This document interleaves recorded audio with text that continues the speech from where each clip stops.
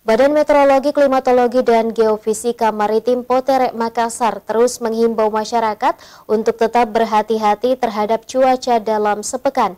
Pasalnya, hujan masih berpotensi di wilayah pesisir Sulawesi Selatan dengan intensitas ringan hingga lebat.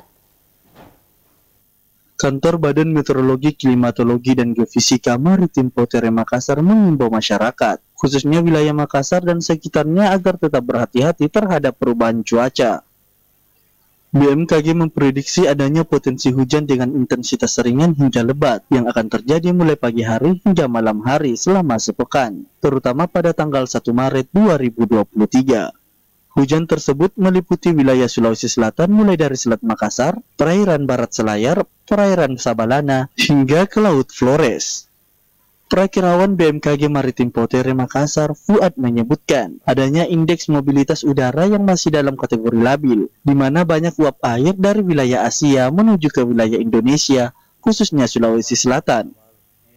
Untuk prediksi perkiraan cuaca untuk seminggu ke depan, khususnya untuk di wilayah perairan Sulawesi Selatan dan sekitarnya, itu masih terdapat potensi hujan dengan intensitas ringan hingga lebat, terutama pada tanggal 1 Maret 2023 itu terdapat potensi atau prediksi potensi terjadinya hujan dengan intensitas sedang hingga lebat mulai dari Selat Makassar, kemudian perairan Barat Selayar, kemudian perairan Sabalana hingga ke Laut Flores.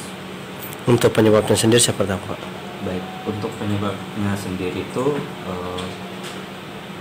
potensi terjadinya hujan dengan intensitas sedang dan lebat itu adanya indeks labilitas udara yang masih dalam kategori labil, kemudian berhembusnya angin baratan yang berhembus dari wilayah Asia masih membawa cukup banyak uap air ke wilayah Indonesia, khususnya di wilayah Sulawesi Selatan.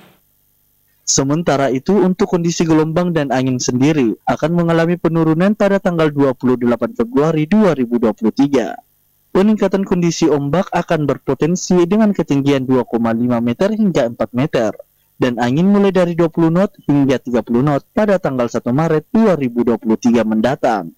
Rusmawan Dirara, Slebes TV.